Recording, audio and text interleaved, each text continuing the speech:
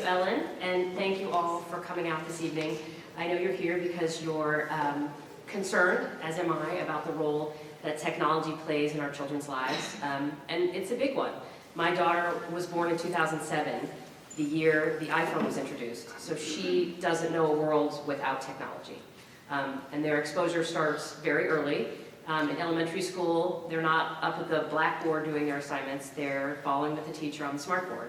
When they get to middle school, that continues, and they're also doing their assignments on the Google Classroom and researching topics online, and that just gets magnified by 10 when they get to the high school. And then when they get to the middle school, that technology also is the way in which they relate to each other personally and socially, which is important, but it's also a little scary. I'm old enough to remember that if I wanted to call a friend in middle school or high school, I had to take the landline and pull the cord all the way into the dining room to get some privacy. And today these kids can, Snapchat 15 friends in 30 minutes, or talk to 15 friends at a time in a group chat.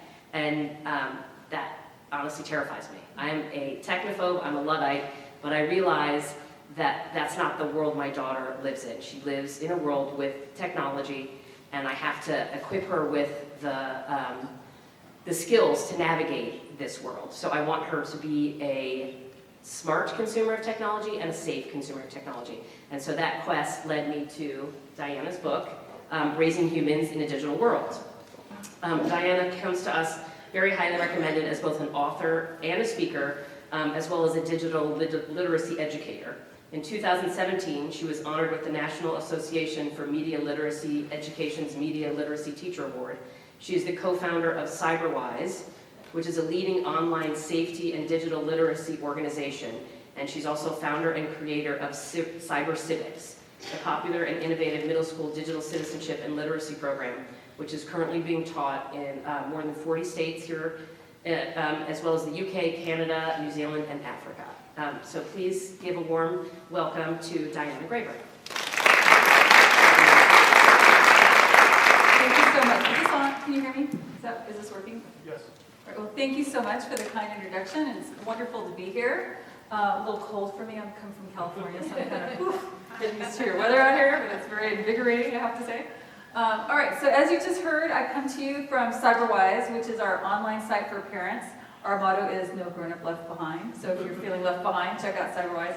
Cyber Civics, our digital literacy program, and then my book, which I hope that you will support your local bookstore. I'm so psyched that you guys have them out here tonight, so thank you. But before I start tonight, I would like to share a story with you. I teach Cyber Civics at a public charter school in Southern California 1 day a week. Really fun. It's my best day of the week. It really is. I teach 6th, 7th, and 8th grade. But I had a little situation happen a little while back when I arrived to teach the 6th grade class. The 6th grade teacher was in front of the classroom door waiting for me, and she said, "Mrs. Graber, we have a problem." And I said, "What happened?" And she said, "Well, the class experienced a cyberbullying incident over the weekend, and somebody opened a Finsta." Now, who in here knows what a Finsta is? Okay, so a few of you. All right, so for those of you who don't, a Finsta is a fake Instagram account. And it's not uncommon for kids to have these. They know that sometimes their well-meaning parents are looking at their real Instagram accounts, their Rinstas, so they'll open a second account under a pseudonym thinking that nobody knows what's going on there. And sometimes they're right. So I was a little bummed to hear this story because that day I was due to start teaching cyberbullying to, my classes on cyberbullying to that class, and it appeared I was a day too late. So I walked into the classroom and I found a really somber group of kids. And so I said, "Hey guys, what happened?" So a girl named Rosa stands up and she says, "Mrs. Graber, I've been cyberbullied. I reported the incident to Instagram. They haven't done anything about it. I took a screenshot of the evidence and I have it here to show to you." So I was like, "Ugh, what is this kid going to show me, right?" So I have the evidence to show you tonight. Rosa is hot, hot, hot, or lit, as the kids would say. So I had to suppress my laughter as I explained to Rosa and her classmates that being called hot is really not cyberbullying. I was thinking, I wish someone would call me hot on Instagram. But it was a great way to segue into that day's lesson because I was just about to teach them that cyberbullying is identifiable by 4 distinct characteristics. It's intentional, it's repeated, it's online, and it's harmful. So while that particular text might have felt hurtful to Rosa, it wasn't harmful, so it did not rise to the level of cyberbullying. So great way to teach the lesson that day. But that's not the end of my story. Because the next Friday when I arrived to teach at school, somebody else was waiting for me outside of the door of the classroom. This time it was the smallest boy in the class, and he said, "Mrs. Greer, may I have a private word with you before class today?" I'm like, all right. So he proceeded to tell me this. "I'm so sorry that it was me who opened the Finsta, and the reason I did it is I have a crush on Rosa, and I was too shy to tell her in person." So, I know my heart, right? So I thanked him for his revelation, and I said, "Well, you know, anything you put online is not going to stay private very long." He says, "I know, I figured that out, I'll never do it again." So it was a great lesson for the kids, but I tell you what, it was a way better lesson for me. Because what I learned those 2 days is, number one, adults often misinterpret online life because there's a lot going on behind the scenes that we don't understand or don't even know about. Number two, this is the important one. Relationships are so tricky when you're in middle school, right? You're just starting to have your first crushes. I mean, think back to when we were in middle school. That was tough terrain, right? Kids today are navigating those same emotional things on places where there's no social cues or facial expressions and no adult role models. So it's a really tough place to learn how to have human emotions or human relationships. But finally, and here's the good news, this offers a lot of teachable moments for parents and teachers. And so we're going to talk about those tonight and learn how to maximize them. All right, so the way that I've constructed my talk tonight, it's a lot like my book. I think that raising a digital human today is a lot like building a house. It's a really long project. You can't do it overnight, right? You have to build a strong foundation of social and emotional skills and hopefully give them a sturdy structure of knowledge, and then they'll be ready to interact with this big community of other people who have hopefully had the same upbringing. So that's what we're going to talk about tonight. And I'm going to start with the very foundation, a solid foundation, and this is really for those people that have the littlest of kids. So just out of curiosity, does anyone in here have any humans between 0 and 7? Raise your hand. Okay, good. All right. So this part of my talk is towards you guys because it's not too late. As you know, screen time has really increased for the little ones. Since, I just put this as my new slide, this is new data. Since 1997, infant screen time has more than doubled to 3 hours per day. It's a lot of time, right? And the thing is, the screens that our kids are watching today are not the same screens they were watching in 97. They're interactive, there's a lot more happening, they're pushing buttons, good or bad, it's really different. So the thing about this is that we're still really early on in this experiment. Believe it or not, the iPad just turned 10. Did you guys know that? Like that just happened a couple weeks ago. I cannot remember life without the iPad. I mean, that seems like I've had an iPad in my hand forever. So we are so early on this experiment, so the long-term impact of these devices is not really known, how these kids today are going to turn out as adults tomorrow. But just in the last year, there's been a ton of research done on the impact of devices on the younger set. These are 4 studies, I literally pulled them last week, just in the last year have come out. And what we're starting to see is screen time associated with inattention problems in preschoolers. Young children who have more screen time have differences in parts of the brain that support language and self-regulation. Mobile media use associated with expressive language delay. Higher levels of screen time associated with poor performance of developmental milestones. So that's what we're starting to see with the younger set. And again, we're still early on, so we don't know how that's going to manifest as they turn into adults. But we do have a lot of long-term research, a ton of it, on what kids need. And we know that young children need face-to-face time. They need opportunities for hands-on exploration. They need to connect with nature. They thrive when they're read to, played with, talked to. That's indisputable. And any way you look at it, a screen is going to get in the way of that happening. There's something else that, I don't know, kind of concerns me too about screens and, this whole idea of being able to read emotions and understand other people. I wanted to share another study with you that I found extremely fascinating. It happened at UCLA, and researchers took 2 sets of kids on an outdoor experience. It was 5 days in the wilderness. One set was allowed to bring their digital devices. The other set of kids were not. The kids who did not have their devices after 5 days had much better ability to read facial expressions and human emotions compared to the kids who took their digital devices. And I found that extremely significant because that was 5 days. I mean, can you imagine what using devices day after day after day might do to that? So what we're starting to see with the older kids, this is college students, is there's a really big dip in empathy. That idea of being able to stand in somebody else's shoes and feel what somebody else is feeling, we're not seeing that so much in our college students like we used to. And I wanted to share this with you. This is a pretty recent story that really kind of underscored that whole idea for me.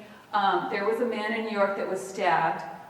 Between 50 and 70 kids stood by and failed to call for help, but they did pull out their cell phones and record and post the incident. So to me, that really speaks to this lack of empathy that we're starting to see. So it's pretty sad. All right, so I don't want to dwell on bad news tonight because there is bad news, but there's actually a lot of really great things happening online. And the fact of the matter is, even with our young kids, we cannot raise them like this. They have to grow up in a world of screens. So we have to find a way to help them do it developmentally appropriately and safely. And there's also some good news out there. They're finding that there is some screen time that's good and healthy and wonderful, even for our smallest kids. An example is Skyping or FaceTime. For young kids who have a parent that's out of town or a grandparent in another state, putting them on your lap and doing the Skype thing is a super positive, healthy way to introduce technology with a young child. So, these are the things that we have to look for and really start to use within our own families. A good place to start is taking a look at the recommendations by the American Academy of Pediatrics. They still recommend that from 0 to 18 months, no screens at all, except for that screen time chatting that we just talked about. They say if you want to introduce screens between 18 and 24 months, to choose what you do carefully and to co-view it with them. 2 to 5 limit screen times to 1 hour per day. Now, these are relatively new recommendations. Does anyone here know what the AAP used to recommend between 2 and 5? Does anyone remember that has older kids? I hear someone saying it. No? 0. No? Closer? 2. So the AAP used to recommend 2 hours per day for kids between 2 and 5. And then about 5 years ago, they took a look at the research that was coming in and they said, that's too much, and they lowered it, which I think says something, right? Because we're still early on in this stuff. But what's interesting, though, is for the 6 years old and up 6 years old and up, they stayed away from giving any kind of number recommendations. And the reason for that is because they know that kids have to use screens in school or for school. So they couldn't really give you numbers because that might inhibit, if a child goes to a school that's using screens 5 hours a day, what can they do? But they did say, and this is a very strong recommendation, is that it should not get in the way of sleep. And we all know that if a kid is looking at a screen an hour before they go to sleep, that blue light is really going to inhibit their ability to get a good night's sleep.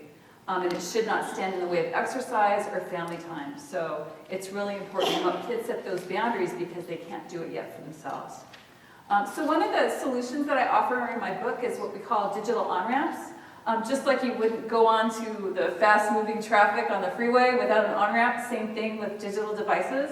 I think at every stage you can on-ramp your child in a really safe and healthy way. Great example is that Skyping that we're talking about. When they're little, put them on your lap, Skype with grandma, show them that you're writing an email to a loved one, send texts or photos together, and then you can ramp them up as they get older. Between 7 and 9, play child-friendly games together, keep notes, recipes, homework, keep a digital journal, and then as they get even older, 10 and 12, do research together. If they have interests that isn't being met in school, watch videos on that interest together, find homework help, download ebooks, music together. There's so many ways to find positive uses of technology at every stage. And what that shows your child is, number one, that tech can be used for really positive ways. Number two, balance. Show them when it's time to turn it off and walk away. So these are really important ways to introduce even your young children to technology.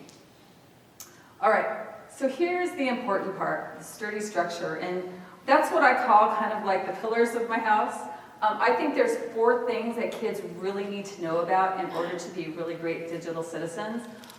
Reputation, screen time, relationships, and privacy. And I go back and forth in my own mind of which of these pillars is the most important. But today, I think the most important is this one, reputation. And the reason for that is everything a child puts online stays online forever and can be seen by vast invisible audiences. Others can take a post of what you share and put it somewhere else, and there's no oops button because of that. So that's heavy. When you're a kid and you're just so excited to go online for the first time and you're taking dumb pictures or saying stupid things, this is a heavy responsibility for our young children. And I think it's one that we can't overlook or stop thinking about, especially with kids going online so young. All right, so we know that colleges are looking more and more at our kids' digital reputations. A study every year comes out every January, and this January they said college admissions officers are paying more attention to social profiles. We know that 75% of colleges either monitor social media as part of their admissions decision or will review social media brought to their attention. That second part's important because I actually know somebody who reads applications for Stanford to give scholarships away, and she told me such a chilling story that she got a manila envelope in the mail, and it said, this is an applicant to Stanford, and if you looked at her social media, you haven't seen these because these are her private accounts.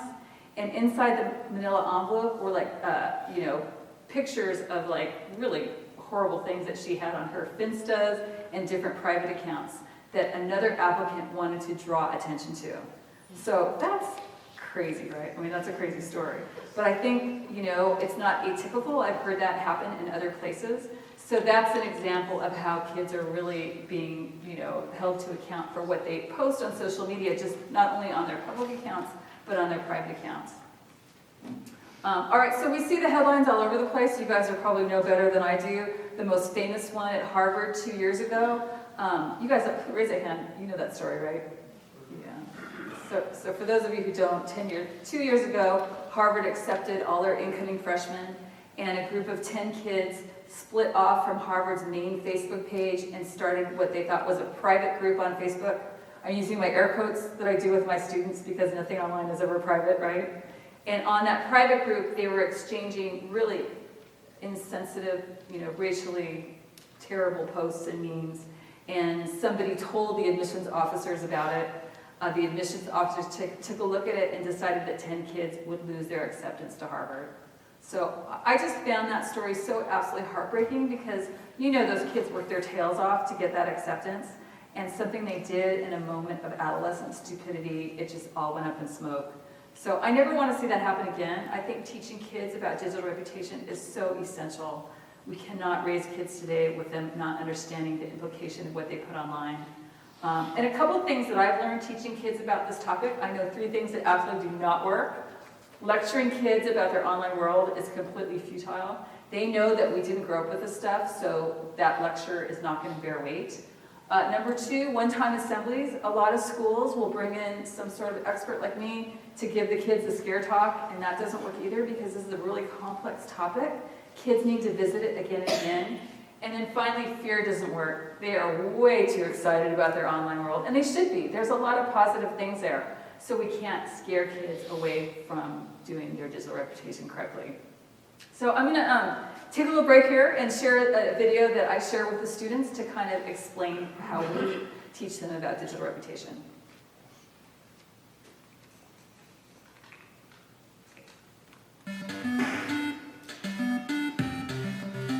We all have to admit, the internet is pretty cool. It provides a lot of opportunities to learn new things and connect with interesting people. But when you use the internet, it's important to remember that every time you text, tweet, post, comment, play a game, blog, or even fill out a form, the internet has a way of remembering you and what you do. All of your online activities add up to make your digital billboard. A collection of all the stuff you've ever done online. It tells the world all about you. And it's up to you to decide what to put on it. Everything you post can potentially be shared, which is awesome. But remember, it can be seen by anyone and everyone, and Google always knows where to find you. So you're gonna want this billboard to make a good impression, because many people will judge you by what they see online. So think twice about the friends you make, about the things you post, and the selfies you upload. Because you want your digital billboard to be just as awesome as you are.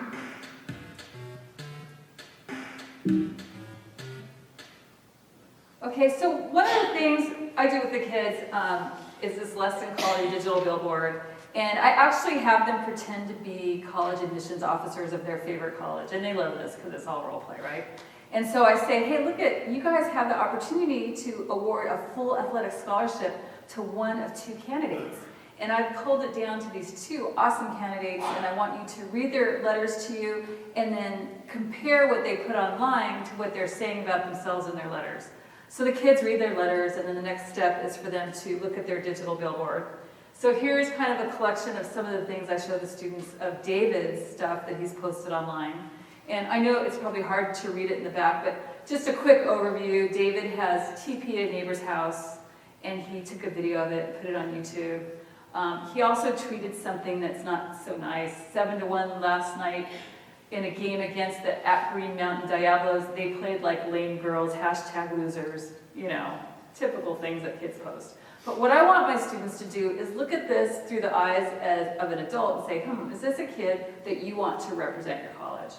And then they do the same thing with the girl, typical post. In her letter, she says she wants to be an English major, and so we look at her blog and we find that she's a horrible speller, grammatically incorrect, just things like that. And nothing here is really horrible. It's more or less a collection of the kinds of things that you might see in someone's digital reputation. And I want the students, again, to take a step back and see, maybe I'll think twice when I post something like this. So it's a really effective way to put the kids in the driver's seat and, again, not be that person lecturing. Just so you know, as part of my visit, whenever I visit communities like this, I always leave behind samples of our lessons so that your teachers, if they want to do this with their own students, they can. So this is one of the lessons that we leave behind. Okay, a couple more words about reputation. That data that I referred to earlier about that admittance officers are looking at social media, it also says in that research that largely they're looking not to find bad things, but to look for good things. Because they know that the sum of a child isn't their test scores or their essay. That there's a lot of other things that sometimes kids do. They might be a beautiful violin player, or they might spend a lot of time working on charity. And a lot of that stuff won't show up in a test score, right? But it does show up in social media. So a lot of times they're looking for those positive things. And then the other thing today is not having a reputation online is not an option. We know that if you go to apply for a job, they're going to Google you to find out who you are. And if they can't find you on Google, they're going to think you have something to hide. So this is not an option not to have any kind of social media presence. So again, I think reputation is such an important thing to talk to kids about the minute they go online. All right, second pillar, screen time. Raise your hand if you're worried about your kids spending too much time online. Okay, that's about every hand, right? Well, I'll tell you a secret. Kids are also worried that they're spending too much time online. I see that with my own students, and the research bears it out. More than half of teens think they spend too much time online. For girls, they think they spend too much time on social media, and for boys, they think they spend too much time playing online games. This is new data from last year. American teens spend 7.5 hours a day using screens. American tweens spend 4 hours and 44 minutes per day spending on screens. Who thinks that's a lot? Does that include school or that's? That does not include time on tech for school or in school. So yeah, it's going to be a lot of time. It was interesting, last November, October, I attended an ed tech conference in New York. And it was all the app makers. They're so excited making all these apps so kids can be on screens in school and not have to have a teacher teaching them something.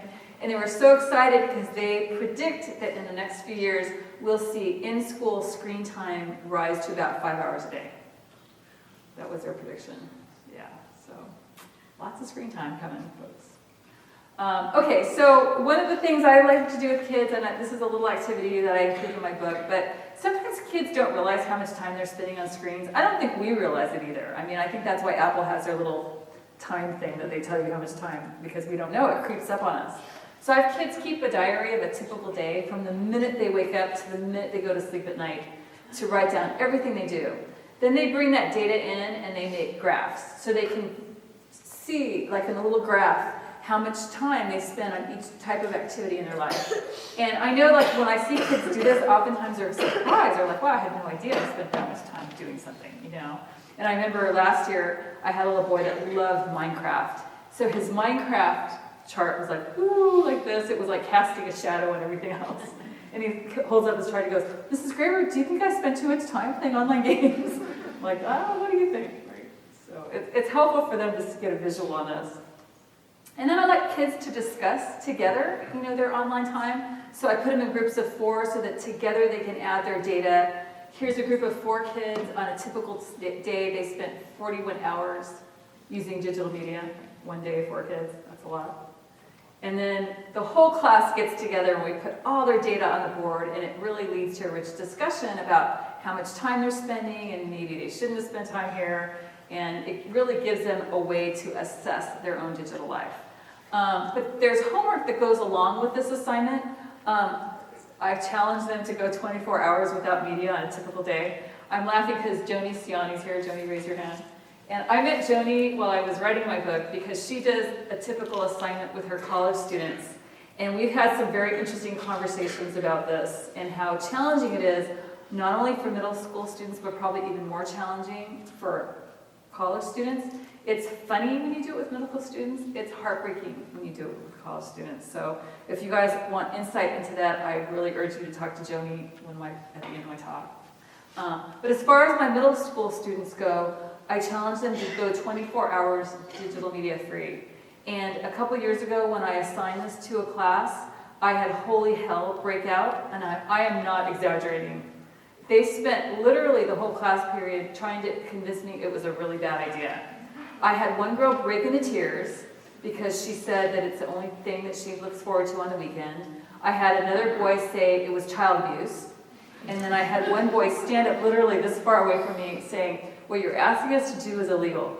So I said, well, I don't think it's illegal, but you still have to do it. You're getting a great grade for it. So they did do it. And the boy who said that he thought it was illegal wrote me a little paragraph that I'd like to share with you tonight. Last Saturday, I went 24 hours without media. It was difficult because my life revolves so much around media. Instead, I had to do other things like play with my dogs, or walk in the park, or even go for bike rides with my family, God forbid. The best thing about doing this is after a while, you start to feel calm and relaxed. I believe that all people should try to go 24 hours without media. So that's pretty typical of what I get from the kids, and it actually kind of makes me really sad because you mentioned this earlier, this is a generation that does not know life without technology. And technology is created to capture and hold our attention. There are mechanisms that really smart guys in Silicon Valley and women create so that we don't put those things down, and kids are toast. They cannot help but be attracted to these shiny things. So when I read this, and I feel like I've given these kids the gift of a glimpse of childhood without technology, it makes me sad that they don't do this more and more, because I think it's really healthy for them to have these breaks. I will tell you that this boy who fought me so ferociously asked me if I could do this with him twice more during the year. So they're really craving this, I'm telling you. I see it firsthand. The other thing that we do with Cyber Civics is, and it's in my book as well, is we have activities that align with every lesson that we have the kids do. So as you can guess, the activity for parents was also to go 24 hours without media. The kids always warn me that it's a really bad idea. Like, that is a bad idea, it's not gonna happen. And they're right, this is what I get from the kids, a little excerpt. Yeah, parents are the worst as far as putting our devices down. So we can't really blame our kids because we're the role models, yet this is a Common Sense Media study. Parents spend 9 hours a day with screens. Oddly, that supposedly is entertainment time, so I would like to know where parents find that 9 hours a day, somehow or other. And 78% of us think that we're good digital role models. So we have to remember, like, when we can't walk away from our phones, there's a child somewhere watching. And you know, it's hard. I'm the worst culprit. My kids are always on me because I'm the worst one in our family, and I have to remember, you know, put it down, walk away, and I think that kids everywhere could benefit from having that adult role modeling. I do want to say one more word about screen time. This is for you, because we talked about this earlier. You know, there's something called the digital Goldilocks hypothesis, and I'm sure you guys have heard of Facebook depression, you know, and you've probably read the headlines, kids are online too much and depressed. Well, that depression exists on both sides of the spectrum. It's like a bell curve, okay? So the kids who spend too much time with social media are depressed. The kids who spend no time with social media are equally depressed because it deprives them of their social network. Kids today are socializing, making arrangements, talking about homework, everything, you know, on digital devices. So a kid who has zero exposure is being deprived of that social stuff.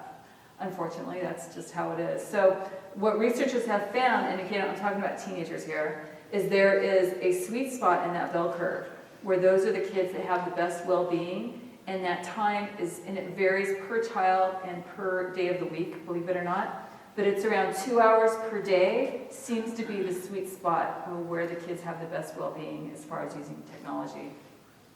So I thought that was pretty interesting. Which leads us to relationships. And it's important to remember that kids are not addicted to their phones, they're addicted to each other because their phones deliver their friends. And that's kind of the secret sauce of why kids are so into their phones, especially middle school. This is really heightened in middle school. Mostly they're connecting via texting, but they're also connecting via social media networks. You know, it's funny because I love Pew Research and I usually follow their data. They say that YouTube's #1, which I believe, Instagram 2, Snapchat 3, Facebook 4. I don't know, like this could be regional too, but I see a lot more kids using Snapchat and Instagram, and I think Musical.ly really needs to be up there. I don't know, this is last year's study. I mean, TikTok really needs to be up there. So, but anyway, we're going to talk about the main ones right now. And I'm going to start with Snapchat because I think that's one that kids are using most, or a lot. So out of curiosity, who in here uses Snapchat or has Snapchat on their phone? Raise your hand real high so I can see. So not too many of you, okay. So, and now if you have a child on Snapchat, raise your hand. So more hands are going up. You guys need to do Snapchat on your phones. I want you to go home tonight and download Snapchat if you haven't already. I'm going to show you why and how. So for those of you who don't know, Snapchat is a text, photo, video messaging app. And it became popular with kids really fast because its whole allure is you would share something with a friend and then it would disappear. And so kids are kind of hearing about their digital reputation, so they're like, well guys, this thing disappears, I'm not held accountable. But the thing with that is kids are so crafty, they take a screenshot and they share it elsewhere. Or there's also third-party apps that will share what you share on Snapchat and save it elsewhere. And the dark, deep secret is that Snapchat saves everything. So the stuff doesn't really disappear at all. When you first open up Snapchat on your phone, a lot of adults will go, it's broken, there's nothing there, because all you see is a black screen. And kids are like intuitive, they seem to know what to do on this black screen without any training at all. But basically, its main function is that it wants you to immediately take a picture or a video and send it to your friends. So that's its main functionality there. Everything else kind of has to do with the camera or where you save it to, or if you want to make a memory out of it. If this seems confusing to you, maybe this will make more sense to you. Yeah, that's us trying to understand Snapchat. So a couple things. I think the reason this app is so popular with kids is because it taps into something that's really primal with us as humans. Humans love to tell stories. We love to share stories. We always have, we always will, since the day of sitting around the campfire, right? And Snapchat knew that. The guy who designed it when he was still at Stanford knew that. And so that's its big function. On Snapchat, kids will collect their pictures and videos of the day and create a little story and share that with their friends. That's like the big thing that kids do on Snapchat. So a lot of publishing companies have caught on to that. So they create Snapchat stories too, which are little compilations of the news of the day. And you might be saying to yourself, that's great, kids are getting current events.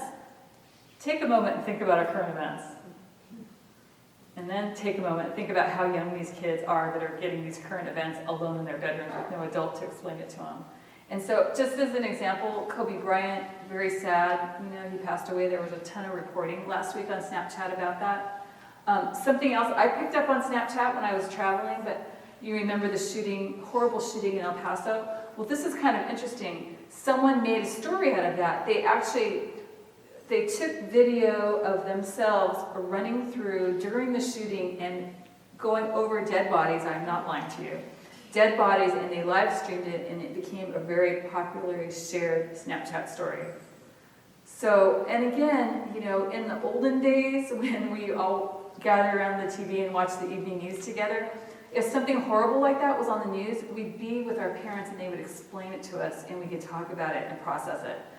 This stuff, a lot of times kids are watching it alone and they don't have anyone explaining it. And I think, when you, again, maybe read a headline of kids being depressed because of their devices, I don't think it's their devices making them depressed. It's what's on their devices. And so that's what we should be aware of as parents. The other thing about Snapchat, and I know you guys had a very unfortunate incident that happened in this region, and absolutely they can be chatting with people you don't know or strangers, complete strangers on Snapchat. A lot of parents say, I check my kids' text messages every night. Well, most of the texting these days is happening in the apps, and they disappear just like the pictures do. So kids can communicate with one another and sometimes with complete strangers using the texting app, and those chats will disappear.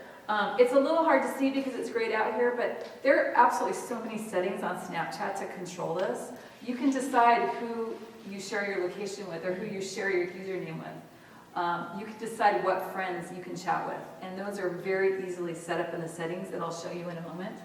The other reason kids like Snapchat, besides the private stuff, is that there's no way to like pictures on Snapchat, and when you think about like Facebook or Instagram, there's a lot of pressure to have beautiful pictures that always look great because they stay on your little stream forever. That doesn't happen in Snapchat, it's more authentic, and so there's not that pressure of having the perfect picture with lots of likes. A couple other things about Snapchat. There's something called Snap Maps, and if you have your map enabled, people can see where you are in real time, and you can see where other people are in real time. So of course there's a lot of privacy concerns with that, but there's also some other concerns I'll share with you. I have a friend who had a son, first year of college, freshman in college, who had a really sad breakup with his first girlfriend, and that was heartbreaking. But what was really heartbreaking is then he had her on his Snap Maps, so he could always see where she was and who she was with, and it was just so emotionally draining for him that he finally had to get rid of Snapchat altogether. So I just think there's a lot of other ramifications for kids always knowing where all their peers are all the time. And then, who's heard of the Snap Streaks? You guys know about that? So Snapchat, they're smart, man. Those Snapchat people, they're crafty. They give kids little rewards for sending a snap to the same person every single day. It's a streak. And if you break your streak, it's devastating, evidently. So that's what I heard when I gave my 24-hour moratorium to my students. They're like, but our Snap streaks, what will we do? So yeah, they get rewarded by little emojis if they keep their streak going for consecutive days. But I do want to point your attention, as we go through all these apps that we're going to talk about, every single app out there has settings. And this is so important that your children know about, or you know about when your child first uses any kind of app, is to go in their settings. I mean, this is an example of Snapchat. You can decide who contacts you, who views your story, who sees your location. All of that stuff is very easy to fix if you want to enable Snap Map or not. I will warn you though, when the app refreshes, it will default to a more public setting, so it's something that you constantly have to be looking at in your app to make sure that you have the settings that you want or that you want for your child. And then finally, this is just brand new on Snapchat, and I'm bringing this to your attention because it's sort of a trend that you're going to see on a lot of these apps that kids like. Snapchat is starting this thing. Do you know what a Bitmoji is? When you make a picture of yourself and you're a cartoon character. They're going to start this Bitmoji TV where you're the star of your own show, and you're doing these funny cartoons. And I think it's a trend that we're seeing, and I think they're doing this because of TikTok. They know that kids want to be stars of their own programming, and so this is Snapchat's answer to that. So look for that to be up and coming. All right, and before I move on, any questions about Snapchat in particular? We'll have time at the end for questions, but just on this specific topic. All right, then I'll move on. Who in here uses Instagram? A lot more hands are up. That's why kids are leaving it. You guys are making it really lame. It's also a free photo and video sharing app, minimum age of use, like all of them, 13. Almost every kid uses Instagram at least a little bit. You know, Instagram sees all the kids going to Snapchat, so it is copying Snapchat. It's copied their stories feature. It has a disappearing feature. Here's such copycats. They also offer direct messaging. If you hear kids say, I'm going to slide into your DMs, that means your direct messaging. And kids, as I mentioned earlier, often have Finstas, fake Instagram accounts, in addition to their real Instagram account. Okay, so there was another study done about well-being and all the digital media apps. And unfortunately, Instagram was found to be the most damaging social media platform when it comes to young people's mental health. And it's what I talked about earlier. Instagram's interesting because if you go on someone's profile page, all the little pictures, they make like a real pretty like feed. And kids have told me that they take pictures specifically to organize the color and the content so it looks really pretty on their feed. That stuff never goes away. But they want to look perfect and they want to get lots of likes. And that's it adds to a lot of emotional drama for kids on Instagram. And you've probably heard that a lot of times if kids don't get X amount of likes, they'll take their picture down, right? Have you heard that before? So out of curiosity, who needs more likes? Boys or girls? Boys. Yeah. Boys need something like 75 likes, and girls it's only 50 something before they'll take the picture down. I thought that was interesting because I would have thought it was the other way around. So Instagram they have responded to this criticism, and they're now testing having no likes. They started testing it outside of the US, and now they're testing it in the United States, and they're thinking that will lead to better well-being. So the jury's still out on that, but you'll probably notice now that there's not going to be likes on Instagram. The other thing, just like Snapchat, it's to be wary of the content on Instagram. It's very easy to find inappropriate content by a simple word search. So a lot of times kids are seeing things that they're just not ready for. Same thing with political content. Do remember that Instagram is owned by Facebook, and Facebook is the network that's allowing politicians to run fake ads during this political season, so just remember that there's not a lot of veracity happening on these, or people looking at that stuff. Yes? I'm just wondering, I mean, I am on Snapchat, or I have the app, rather, I don't actually really use it at all, but isn't this also true on Snapchat, that there's inappropriate? Oh yeah, that's what I was mentioning earlier, yeah. Oh, okay. Yeah, there's all, there's no, I know about Instagram, but yeah, they're not really, they say that they age gate the content on Snapchat, so that if you a lot of kids will make up an age to get on Snapchat, and so if they're saying they're 19 and they're really only 12, they're going to get the adult content.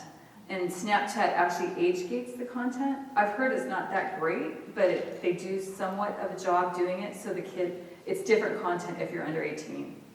okay. Oh, well, so if they are 13, Something. when they get an account, and they put in an appropriate age, then they should get Somewhat, yeah. It's still hard because there's just a flurry of content, you know. And the settings that you were saying about, like, but is that with a parental control? No, it's anyone. The settings are available to anybody without parental Right, controls. and you can change it. Oh, yeah. So you can set it for private, whatever, but they can go. Yes, they can and they do, yeah. Okay, so I can't help you with that one, I'm sorry. YouTube is the most used social media network with US teens. A lot of people don't think of it as social media, but it is because kids are communicating to each other within it. Interesting, that same study I mentioned earlier has actually found that YouTube is positive for kids, and the reason for that is kids largely go to it when they have like an interest or hobby or something that's not being met elsewhere to learn more about a topic. So that's pretty cool. I see that happening with a lot of my students. I had a kid who was a YouTube addict, I thought, and he actually was watching videos on how to make a computer, which he ended up doing. So I thought that was pretty cool. The one drawback they have is it's the most detrimental app to sleep. And that's because you'll watch a video and it'll queue up 10 more just like the one you watched, so it's really hard to walk away from. All right, now we're going to talk about TikTok. Is this a big deal here, TikTok? Yeah. For middle school girls. Yeah. Yes. So TikTok, everywhere I go, this is the big app right now. Who knows what this is, or are you familiar with TikTok, more or less? Okay, so it's a make your own music app. You kind of lip sync to your own songs and you put it up, and people give you like credit for doing it. It's owned by a Beijing-based company called ByteDance. It's one of the most downloaded apps in the world right now. It's more downloaded than Instagram, Snapchat, or Facebook. Interesting, users, like all the other apps, you have to be 13 to register. However, raise your hand if you knew this already. Must have your parents' permission if you're under 18. Did anyone know that? Yeah, it is on page 87 of their 238-page privacy policy, in case you're interested. You don't have to prove that you're of age, you can put any. Oh, you can, yeah, that's what the big joke is with all these apps. There's no age verification. Anybody can be any age you want, and there's no way to, no one cares. It's crazy.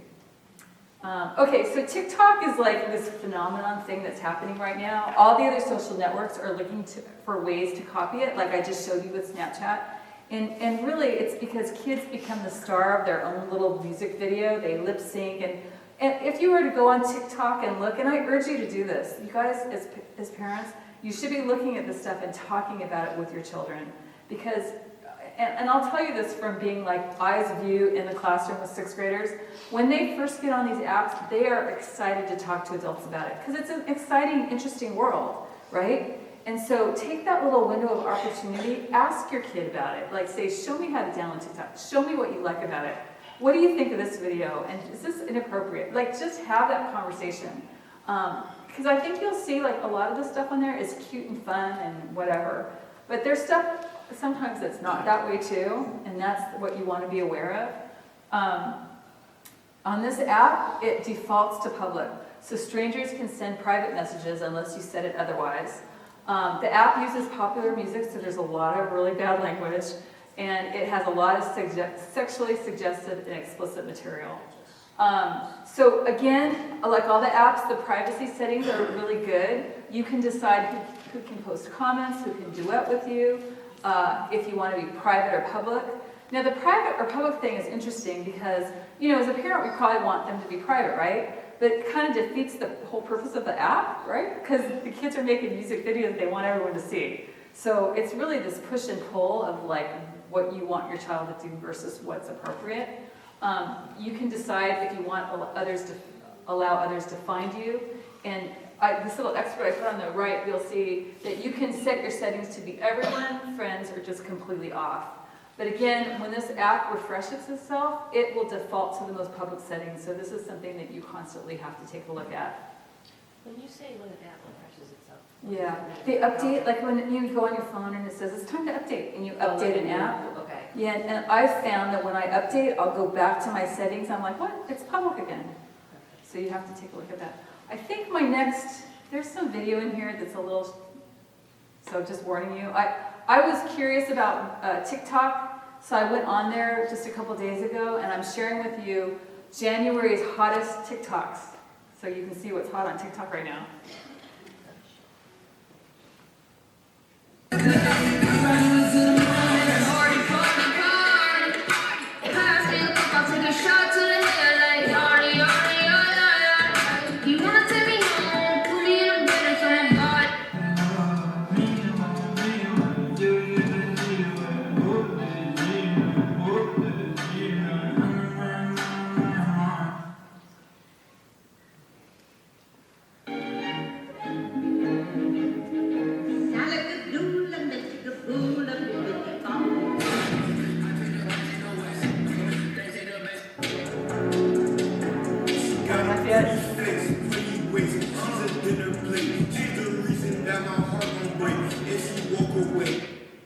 So you get a sense of what's out there. And again, that's me going on TikTok and saying, you know, looking at the suggested videos of what's hot in the month of January, and I just literally took it, you know, videotaped it. So again, like I don't want to overreact because there's a lot of fun, silly, crazy stuff out there. but then there's also the other side, and that's why it's so, and there's just no way to know what your child's attracted to or what they're emulating, so it's important to know what's on TikTok. The other thing is TikTok got in a lot of trouble last year for privacy violations, taking and using the personal information of young children. They were fined $5.7 million. When you sign up to use TikTok, it's really easy to sign up, but it wants one of a few things from you. It wants your email address, it wants your phone number. Most kids don't have an email address, young kids, so they'll give it a phone number, or it wants your Facebook or other accounts. So I'm going to talk about TikTok more deeply when I get into the privacy section, because there's a couple of interesting things about it, but just know that it has not been a great player in the privacy realm. Okay, so that's TikTok. Again, I'm going to come back to TikTok in a little bit, but I do want to talk about Fortnite, and I'm curious, is Fortnite still a thing around here? Whose kids play Fortnite anymore? So a few. It's funny because a year ago, Fortnite was like the rage, right? And it seems to sort of have died down. These games come and go. But anyway, a lot of kids are really into Fortnite there for a while. For those of you who are unfamiliar with Fortnite, it is a first-person shooter game, but it's kind of cartoonish. So it's not as bad as like a Call of Duty or some of the more violent first-person shooter games. The object is to collect weapons, to build shelters, and kill off the other people so that you're the last standing man on your island.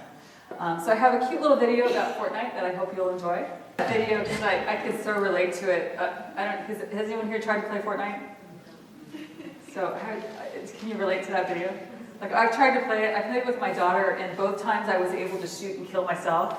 And I remember when I told my 6th grade students that, and I go, "Mrs. Graber, that's hard to do." So I thought I must be really good at Fortnite. Okay, so a couple other things. Boy, we could be here till next Saturday if we talked about all the apps, but I do want to talk about anonymous apps because these are apps that come and go. There's apps where you can be completely anonymous. One of the big ones right now is called Saraha. Anyone heard of that one? It was actually an app that was originally invented so that people could complain about their employers anonymously, but kids have actually co-opted the app and are using it. There's other ones, again, these come and go. Kik, Lipsy, Whisper, Secret, After School.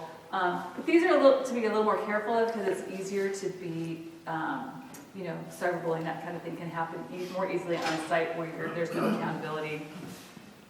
And finally, there's something called Photo Vault apps, and these are downloaded so that you can hide your pictures or your apps that you don't want your parents to know about behind them. One of the most popular is a calculator. So you look at your kid's phone, you're like, oh, my kid's doing math. He's got this great calculator. And they'll put their code in and it opens up, and behind it will be the apps that you have not allowed them to download. And this really came to everyone's attention a few years ago. There was a big sexting scandal in a school in Colorado. Maybe you heard about it. But it was like 200 kids were using one of these, and they were hiding all of the sexting pictures behind it. And when the story broke, the authorities went in and they found out that that's where the kids were hiding all the sexting stuff from their parents. So just another thing to worry about. And the thing about all these apps, again, these things come and go. When you think about it, like bad behavior can happen anywhere on any kind of app. It can happen in real life. So we can't focus so much on what the app of the day is, but more on the behaviors that our kids bring to the apps. And so that's what we really have to work with. And to just be curious and take a look at what they do have on their phones and hopefully help them navigate it and look at their settings. Because again, every app has settings that we can perfect with our own child. This kind of goes hand in hand with the very last section I'm going to talk about, which is privacy. I don't need to alert you to this, but all of our apps and everything are collecting our personal data all the time. It's the price we pay for free. So anything we use online, we're paying for with our personal information. And this is, as adults, we should understand this exchange when we go into it. For kids, it's a little trickier because, largely they don't know this. And so they're going online and their personal data is being collected. That's one part of it. But also, the internet's more or less deciding what they like based on the limited information they're getting from our kids. So I think this is a really important topic. I spent a lot of time with kids in the classroom trying to get them to understand this. There's a law called COPPA. You guys know about that, COPPA law? So it requires that it protects children under 13 Sites and apps must get parental consent in order to collect personal information from children under 13. So if you ever thought the reason why the minimum age of use is 13 is because social media apps care that our kids grow up and have the critical and ethical thinking skills to use them wisely, that's completely wrong. They only do it because of this law. So that's important to know. And the other part of that is, if kids lie about their age, which is so easy to do on any app, you just give them a fake birth date, they are no longer protected by that law. And they are also not protected by any age gating of content that's happening on those apps. So that's really important to remember. 3/4 of our children right now, between the ages of 10 and 12, lie about their birthdays. And again, this is something, I talk to kids about this a lot, and I'll tell you, kids think it is no big deal. Like, they would never lie to you face to face about their age, but they have no second thoughts about lying online about their age. And I just find that so unfortunate because, I'm hoping that together we can raise a generation of people who are honest, right? That's a simple tenet of being a citizen. And so, somehow or other, we have relayed the thought that it's okay not to be honest online. And I think that's a really big thing that together as society that we should work on so that kids can know there's some sort of accountability for, being the right age to use these really apps that are so powerful and sometimes can be dangerous. All right, so I talked a little bit about the settings in all these apps and setting them as private. I wanted to bring something to your attention in regards to Instagram because like the rest of them, it's easy to set your privacy settings. However, on Instagram, even if your account is private, your bio and your picture is public. There's nothing you can do about that. And for a child who doesn't have much of a digital billboard yet and you Google them, that may pop up because there's not a lot out there yet. And you should scroll through Instagram because a lot of kids will pick a really silly or inappropriate picture and write a really silly or inappropriate bio. And that's unfortunate because that becomes part of your digital reputation. So again, that's a really important point to drive home with your kids that are opening their first Instagram account. Yes? Is that just back to your reputation link and all the Finstas and high schoolers' college reputation? Is that how college counselors are finding their Finsta, is using some sort of face tech? Well, the way that as a parent you can find their Finsta, if you look at their Instagram account and if you see a couple different profiles at the bottom, it's usually their other accounts. A college person would not find it this way. This would be their real account. The Finsta, it might be under a pseudonym. You know what I mean? Like if, let's say your child is John Smith and they're Googling John Smith and their Finsta is Ralph Emery, they're not going to find it. But I mean, you don't have to dig in very deep with kids to look at their friends' Instagram and see who's, commenting and that kind of thing. So the two college kids you gave the example of, would you say those pictures and that stuff, the boy and the girl, Yeah. that was their real stuff? Yeah, it's fake, what I showed you. It was all, but it would be their real stuff. If you were to Google them, that's their real stuff that would be part of their digital reputation. Okay, so that's Instagram. I wanted to share this with you because this just happened on Friday. This is my 7th grade class. We did a little lesson on, my favorite lesson on privacy was your first line of defense to keep your personal information private is your password. So we did a lesson on how to make a great and memorable password. And it's a really fun lesson because I teach them the 7 rules of a great password. Then I give them each a mnemonic, which is a famous person, and that's their mnemonic to create their password. They have to write the passwords on the board, and we have to guess who their mnemonic was. So as you might guess, in the first instant, their mnemonic was Shakespeare. That's how they came up with their safe password. But the reason I'm showing this to you is because I wrote on the board the 7 rules for a great password, and one of the girls raised her hand and she says, my mom always uses my birth date in her passwords, and I keep telling her not to do that. She goes, can I get my cell phone and take a picture of this so I can show my mom when I get home?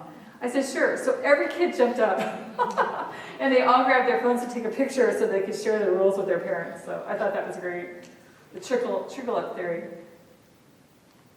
The other thing I said I was going to talk a little more about TikTok. I make my 7th graders read the privacy policies of social media apps every year. And you'd think that sounds really boring, but they really like it. And we start by teaching them the terminology, what's a cookie, what's third parties, what's personal information.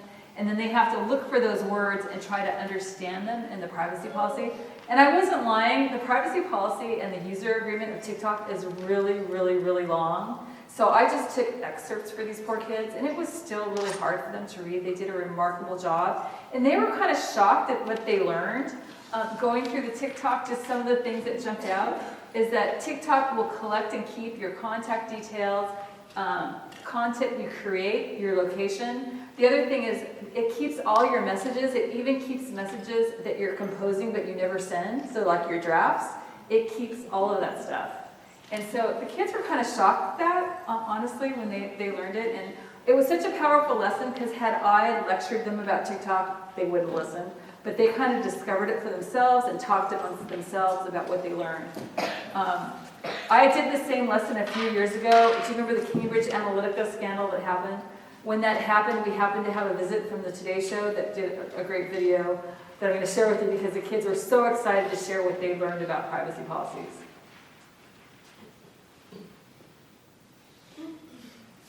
Some of the blame for that massive Facebook data breach, it has become painfully clear how much information we all give up about ourselves online.